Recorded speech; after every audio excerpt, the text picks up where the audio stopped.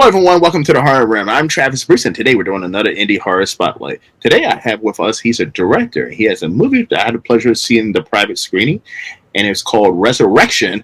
I have with us today John Castle. John, welcome to the Horror Room. How are y'all today? It's a pleasure to have you on, man. It's good having you on.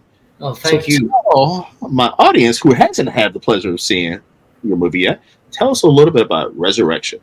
So, a little bit about it is about four strangers who wake up in the forest without any idea who either any of them are, and they have to learn to survive for 3 days or die. Now, what gave you the inspiration for this movie? Because I mean, it's an amazing concept. So, it's kind of a funny story. I had actually written. I just graduated from film school. This was our class film, and so I had written out a completely different script, and teacher's like, "No, we're going to come up with one from complete scratch," and so I had to write that from scratch. Whoa! Yeah, I wrote that in less than a week, so it was a long. Yeah. So I mean, how were you able to do all that in such a short time span? A lot of coffee. A lot of coffee. Okay. A lot of coffee and a bacon heart. Yeah. Yes. Yeah, that's actually what. I'm Uh, actually using this for my.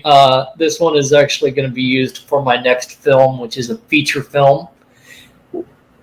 Okay. Yeah, I'm excited about that.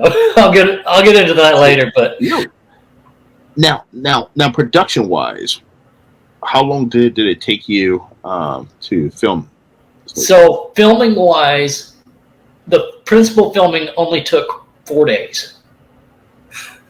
Okay. So the problem was we had a lot of problems with the audio on the first day. That's why the audio was a bit off, but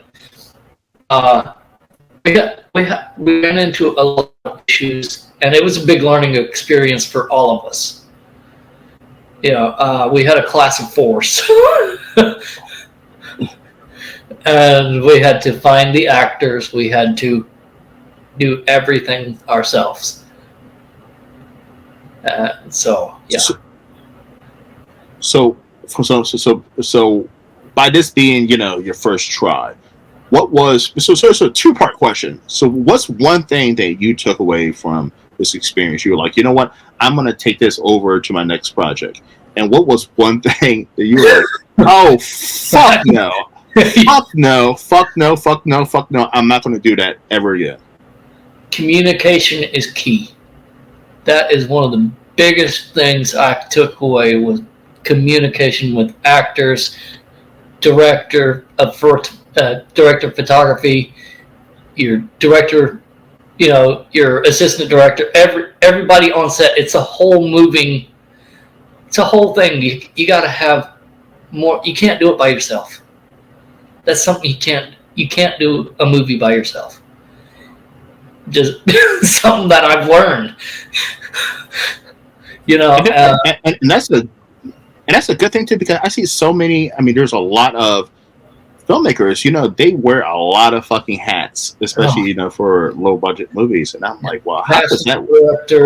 Writer, director, producer. Yeah.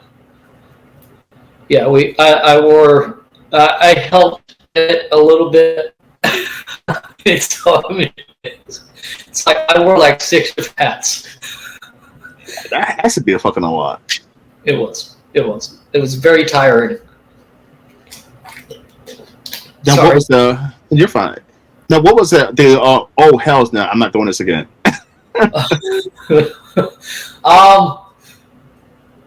The one thing that I was like, I am not doing this again is making sure I'm going to make sure that the props are there with me no matter what. Oh. So what happened? So the first day of filming, we actually started 4 hours late because the props had been one of the props had been left at the house because oops, somebody had taken it out of the van. Oh well, but nothing I can do about it now. The other thing about that was definitely it was making sure your actors are there on time. That's definitely important. That is a very big key. Your actors aren't there, you ain't gotta, you know. And always have backups. Because so I mean I hope that the director of the movie doesn't mind me speaking about it, but like so I had my first acting role last month, right? Mm-hmm. And two of the actors completely no showed, like didn't fucking show up at all, and like and I was like, wow, I didn't know. First of all, I didn't even know that was a fucking thing that somebody would do that. That's but apparently that's something common that happens in indie movies. But I was just impressed that the director was able right on the spot to maneuver and shift lines from script and change the script and boom on the spot, and I was just so impressed. When things go wrong, things are gonna go wrong. That's just something about it. It goes. If anything can go wrong, it'll go wrong. That's what I hear. That's what I heard, and that's what I saw. I was like, "Wow." Yeah, I actually got my start acting. Oh, really? Yes. So I actually acted. I've acted in thousands of plays, but I got the pleasure to act in 3 different music videos, and then I got to act I got to play one of the main characters in a movie that, because of COVID, never got finished. It was called Paranormal Trackers: House of Ages. Shout out to Dorian Sean. Good friend of mine. But in 2019, my health took a nosedive. And I ended up having to have open heart surgery. Wow. So I like to say that's the day I died, was September 9th, 2019. 16 hours later, I was reborn.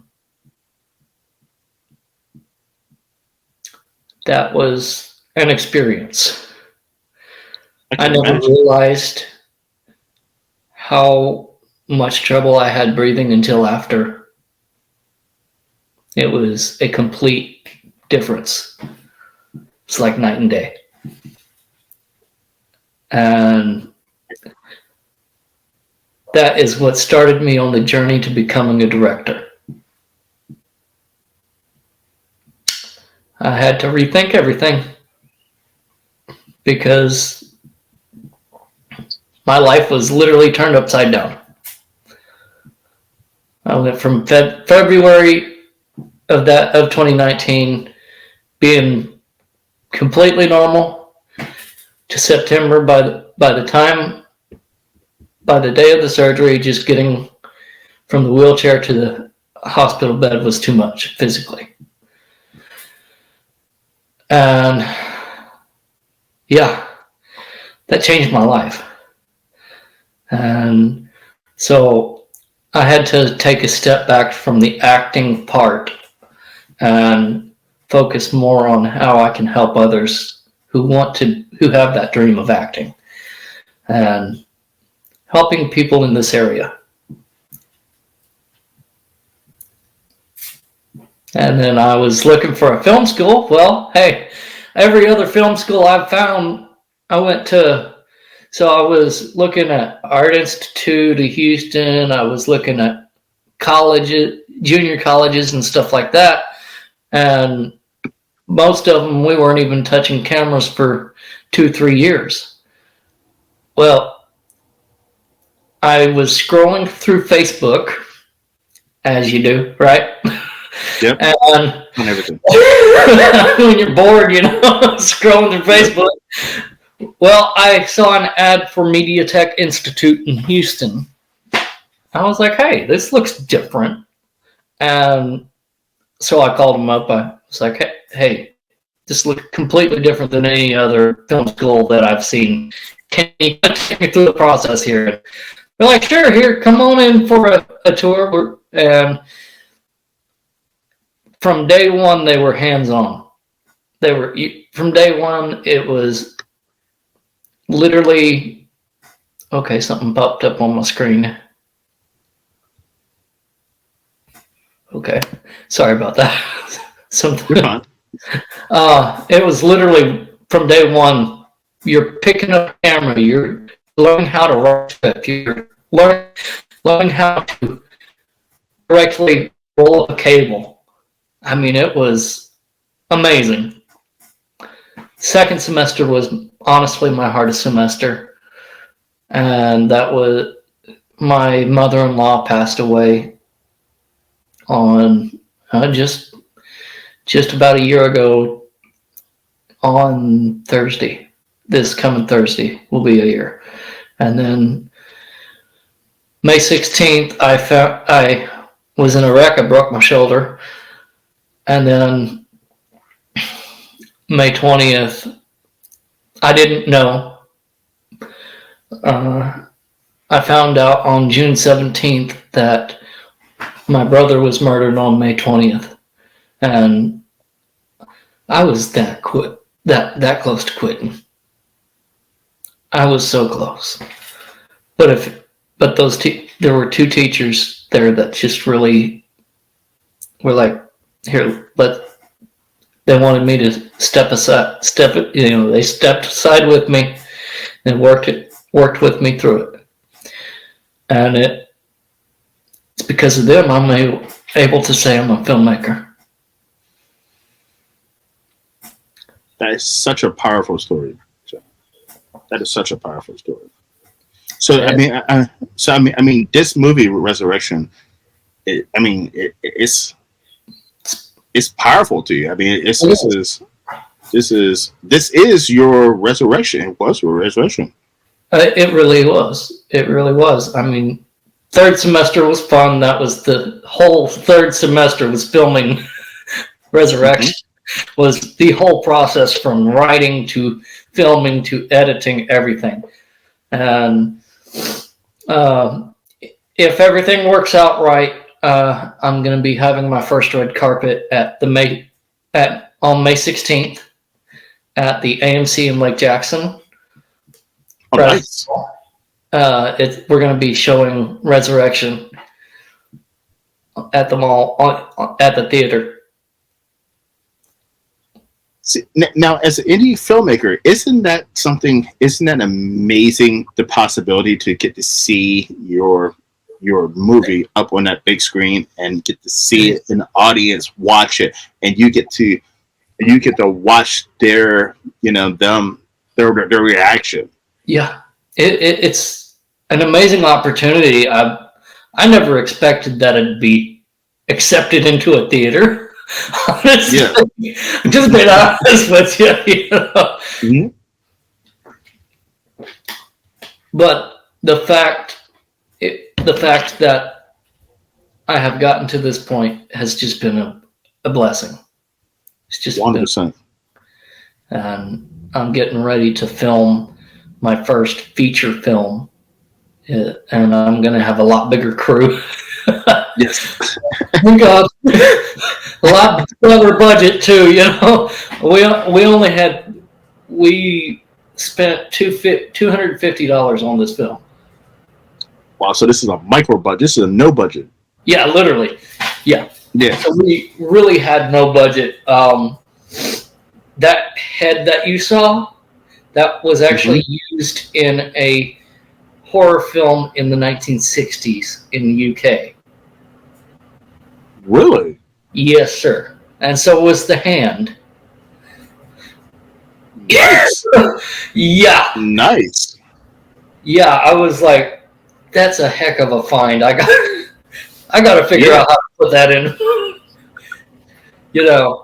And that I think I saw that and I was like, what would scare somebody?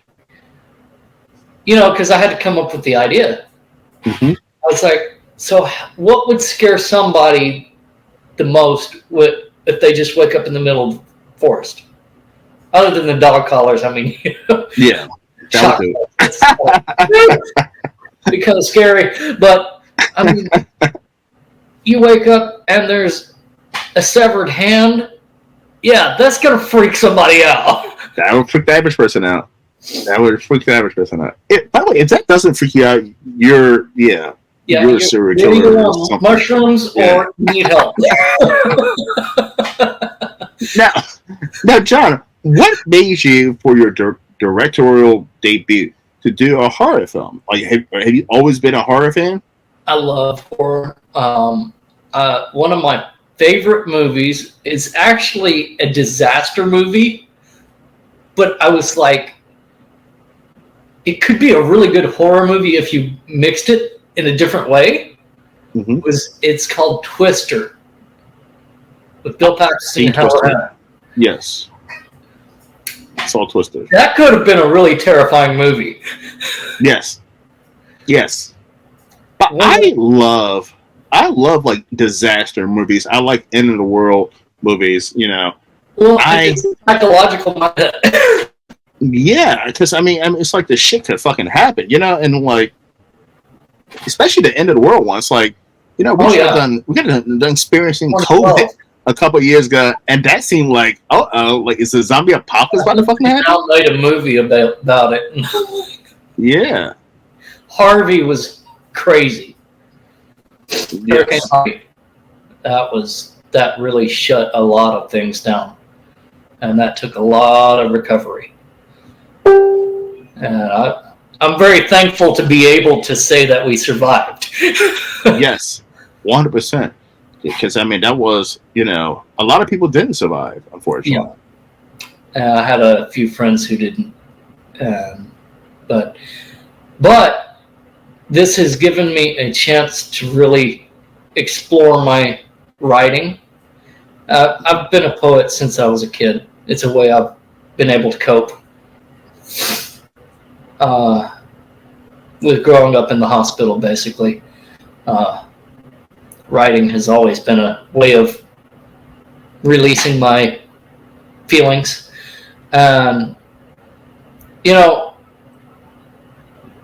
This has been a great opportunity to really let that go, let it grow and build.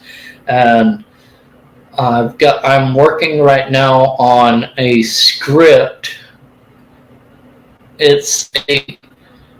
I know it's probably a strange concept, but it's a Christian horror movie. What the hell is that, John? Go ahead, John. So it is. Let me hear about this one. Okay, go ahead. Yeah, so it is definitely different than most Christian movies you see, but it's about a young man who grew up in a Christian home but is not a Christian. Okay.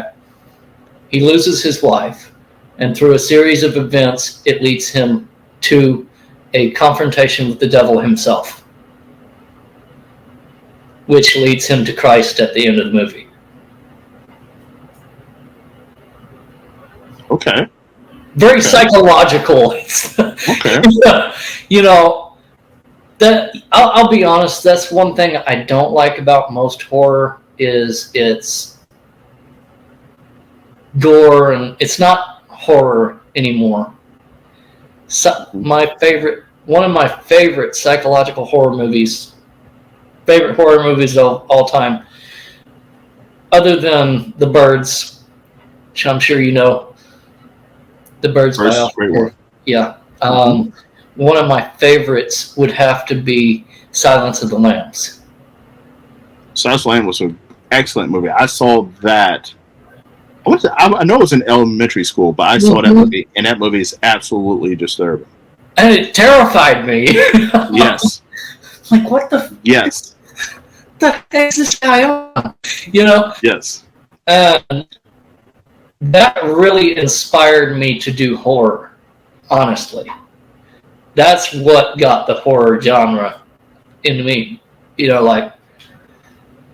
But then I was talking with my family, and they gave me so many more ideas. And because I was telling my cousin that I'd like to do a Christian horror movie, and he's like, "So the the whole thing of the Old Testament."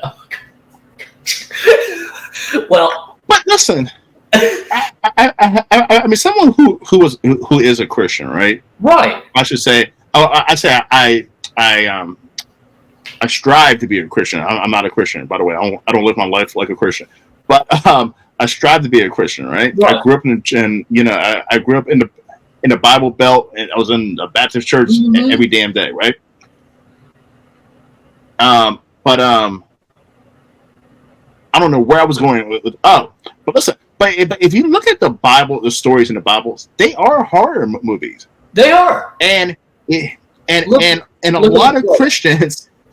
The 10 plagues. A lot of Christians, exactly, and a lot of Christians stick their nose up to horror movies. But if you watch, especially the 70s and 80s and even early 90s horror movies, were they not talking about Christianity? They were. A lot of them. I mean, all these things you die. Premarital sex, doing drugs, being a bad person, seeking revenge. I mean, you know, all of these things, you die. I mean, is that not Christianity? It's just, you know, it's in the Bible. You know, all of that is in the Bible. So history. You know, and yes, a lot of people. One thing a lot of people get wrong about the 10 Commandments: Ramses was not Joseph's brother, and Ramses was not the Pharaoh at the time of the plagues. It was not. Yes. The Bible says that the Pharaoh who wanted to kill him was dead. And it is literally, I mean, the Bible is filled with tropes from horror movies, and the every single horror movie out there is based off the Bible. I don't care what anybody says. Yes. You look at them, and like you see people who are horror fans and say, "Oh my goodness, I don't believe in Christianity." Yeah, you do if you're a horror fan, because you enjoy it. You enjoy it if you watch horror movies, because horror movies are literally Christianity. It's literally it. Plain and simple. You know what's really, you know, my idea on the 10 plagues. I would like to see. I've never seen a movie that really focused in on the plagues. I've always seen. That'd be interesting. You know, they always skip over the plagues. They kind of like, yeah, this happened, but what was it like on the Egyptians? How did the Egyptians feel? Their gods had abandoned them. You know? Yeah. That's gonna fuck you up mentally. Yeah. Excuse me. No, listen, you can curse on the show. This is, you know. But I mean, you know, that's something that a lot of people think about. They don't think about the Egyptians, what they had to go through. I mean, you think of blood, the Nile turning to blood. You know, that would have been terrifying in itself. 100%. And then you see the second one was, I think, the frogs, right? Mm-hmm. And then, you know, frogs were a symbol of life in the Egyptian mythology, but they were overrun by frogs, and those frogs died and built up. And what happened next? Flies. You know, and leading up to hail and darkness. Now, here's the thing that a lot of people miss. From the fourth plague on, the land of Goshen was protected. The land of Goshen did not have to go through that. Everybody else in the land of Egypt had to. Now, the land of Goshen was where the Israelites were staying.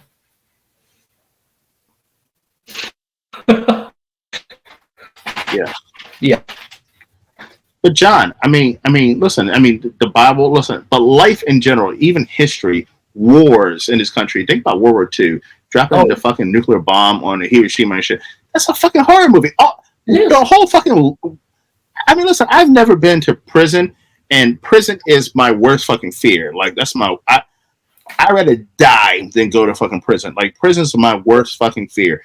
But I'm only basing this. I've never been to prison, but I'm basing it on movies and TV shows and reality shows and shit. Prison looks fucking like a horror movie. It does. It looks like a horror movie. Imagine you're a heterosexual man and you can get your booty hole fucking taken. Gee. Don't drop the soap. Yeah, she can get your booty hole taken. You're on guard 24/7 because somebody can shank you or kill you or beat you up. Like, is that not hell on earth? I'm not saying that the majority of people, listen, they don't belong there or so forth. But I'm just saying, everything in this world is a fucking. There's a lot of things. History. You look at the history. Everything in this world is horror. It's terrifying. If you sit back and fucking think about it, it's fucking terrifying. It is. It is. Yeah. I've seen some insane things in my life, and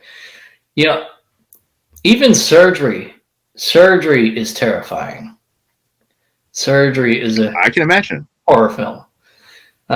Especially open heart.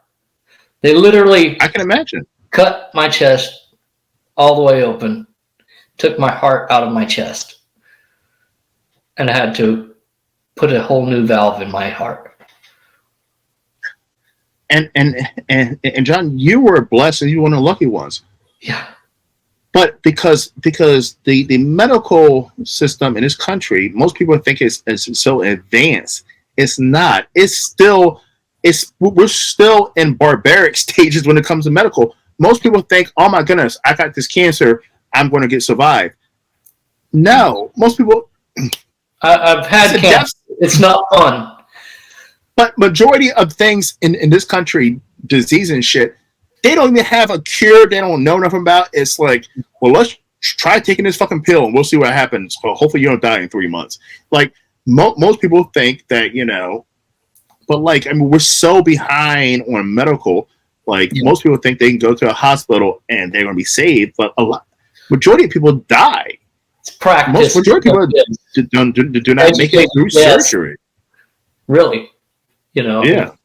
If you look at it, that's why it's called medical practice, because we don't know shit. They never say this is going to 100%. We're going to 100% do this. They never say that. That's why they make you sign that paper. That's why before open heart surgery you sign 300 pages. And I am not joking on that. You're not going to sue them. They're saying that you're not going to sue them if you die. No. It's like, all right, John. Let's sue them if I'm going to die. I'm just saying. If I die, all right, John. I can't sue them anyway. But John, I can, but I can't. All right, it's kind of scary. All right, John, listen, it is scary, man. Listen, but this is the fun part of the interview, man. Listen, I'm gonna ask you 3 random horror questions. Are you ready, brother? Yep. All right. First one. Okay, if you could hang out with any horror movie character, villain, who would you hang out with? Michael Myers. Why Michael Myers? The guy who played him was actually called Nick Castle. Nick Castle, yes. He has the same last name as me. Oh, yep. Well, on top of that, I haven't actually met him. He's an amazing nice person. guy. But I would love to hang out with Michael Myers because he's just that unstoppable monster. You know, he was called the Shape. The Shape. He wasn't called this like Jason Voorhees or Mm-hmm. you know. I'd feel most safe around him, honestly. Okay. See, I would not pick Michael Myers. I feel like Michael. I think I'd rather hang out with Freddy, to be honest. And I think if I'd hang out with He would be fun. He would definitely. Yeah, be I think fun. Freddy would be fun. Yeah. All right. Second question: what was the first horror movie that you watched that scared the shit out of you? The Exorcist. That's everybody's for the most part. I'm just being honest with you. Yeah, I mean that's everybody says go to the Exorcist. I can see that. One that scared the crap out of me, and it was called Schindler's List. Oh yeah. A lot of people don't know Disney worked on that. I didn't know that. That was a terrifying. But by the way, we had to watch that movie in junior high. I want to say I was in the 6th grade, and I'm like, oh my goodness, why are they fucking showing this to us? Like, No, the one that this is disturbing. Was The Diary of Anne Frank. Oh yeah, yeah. That's the one that messed me up. Cool. See, real life history is horror movies. Going back, horror. That's just life. Last question, man. If you could remake any iconic horror movie that has not been already rebooted or remade, which one would it be? I would say The Birds. The Birds is a good one. I saw that, by the way, in the 5th grade. My 5th grade teacher showed us The Bird and Rear Window in the 5th grade. So that was pretty cool. And yes. I would love to do that. I know they've already done a reboot of the Twilight Zone. I loved that show growing up. Mm-hmm. I mean, that was one of my favorite shows growing up, Twilight Zone. But The Birds really, I would love to redo that. Another one that I would love to redo is Logan's Run. Logan's Run, that's a good one. No one's ever said it one. That's a good one. Yeah, it's an interesting concept. Yes.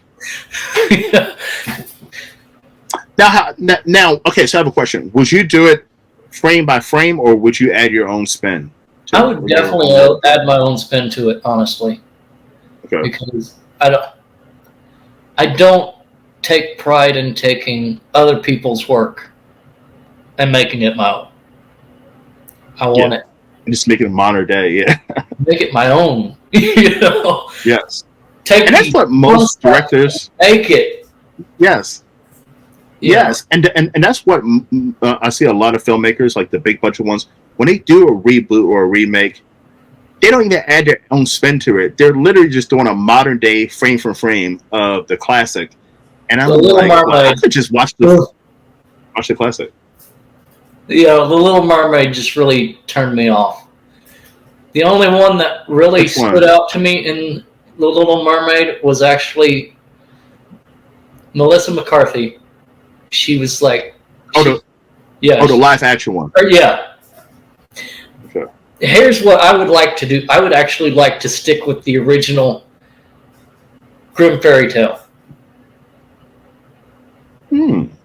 I'd like to see that.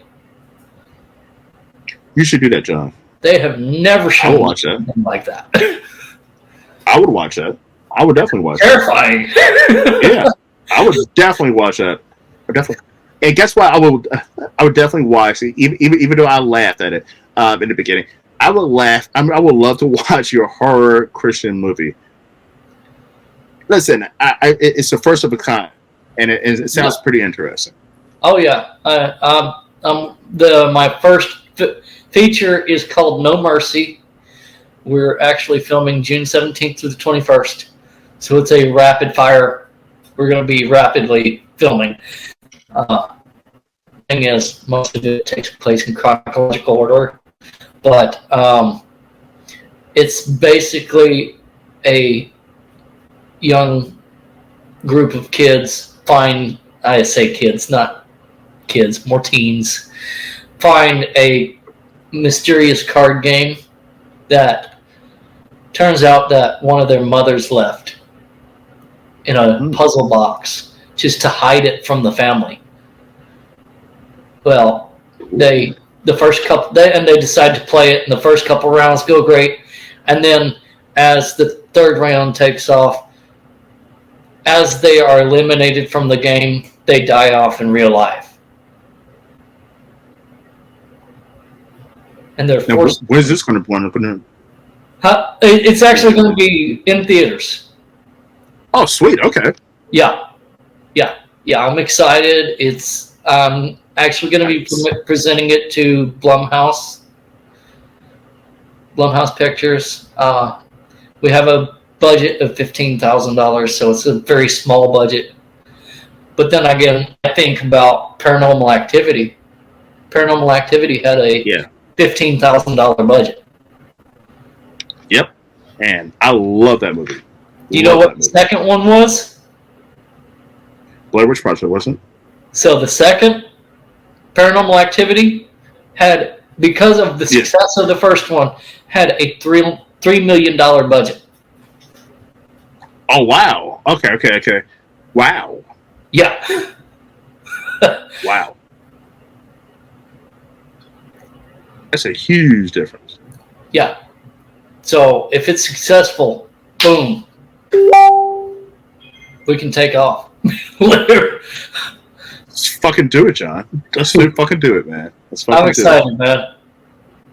I'm excited for you too, brother. Listen, John, where can everyone find you, my friend?